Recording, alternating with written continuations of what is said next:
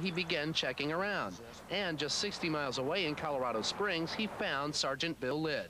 Lidh was investigating Fuqra and had come across them almost as accidentally as Bowers had. Well, back in August of 1989, some of our burglary detectives are working a burglary case of the storage locker unit, and they more or less stumbled across a storage locker over here at A3 that they thought might contain some stolen property in the storage locker burglaries.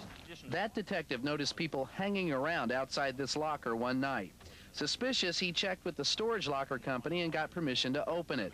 Inside, he found paperwork which belonged to Al Fuqra members in Buena Vista. It is an outline of how to train a Fuqra terrorist cell. It includes a directive that urged Fuqra members to be knowledgeable of explosives, incendiaries, demolition preparation, and booby traps.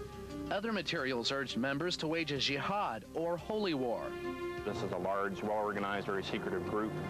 They have compounds all over the country. They have a very developed infrastructure, and they certainly demonstrated a proclivity for using violent means, bombings and killings, to accomplish their goals.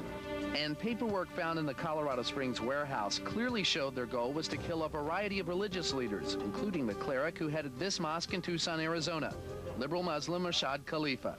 It is the objective of all the sincere believers to restore Islam to the religion preached by the Prophet Muhammad. As I mentioned in this program, the Muslims around the world are not doing anything correctly. Everything is wrong. This speech, as much as anything else, is why Al Fuqra wanted the cleric dead.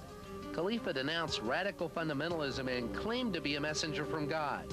He demanded a more liberal Islam and even denounced the death sentence imposed on Salman Rushdie.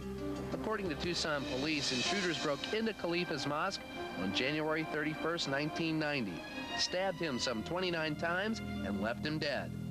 And we've seen targeting plans where they apparently plan to destroy other religious facilities in Los Angeles and other parts of the country. In fact, according to the FBI and other sources, during the last decade, Fuqra has been linked to as many as 15 different acts of terrorism right here in the U.S.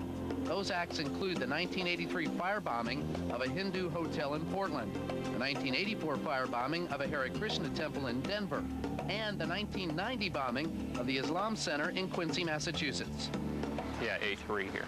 With the information in hand from Colorado Springs and with his own surveillance in mind, by the spring of 1991, Bowers went to a judge and got a search warrant